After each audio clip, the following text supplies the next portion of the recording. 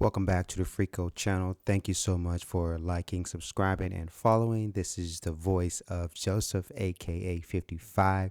And in this video, I am going to get some of you who are on the fence about updating to next to the latest version.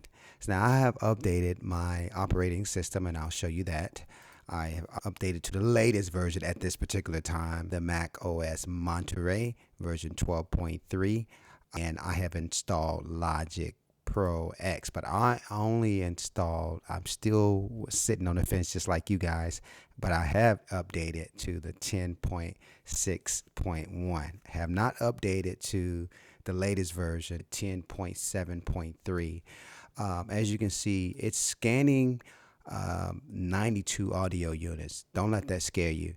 When I first launched the Logic Pro X, it scanned all of my plugins, all of my Wave plugins, all of my Universal Audio plugins, Antari Auto Tune, and a few other third-party plugins. And the first time it took about 5-10 minutes before it had went through all of those to validate them, make sure everything was good. Everything seems to be working.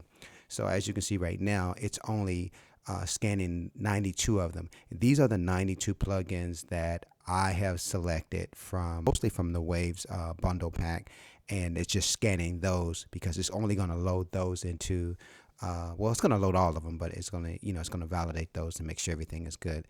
Also, don't let this scare you. This selection audio interface is not available, but it's telling me that it's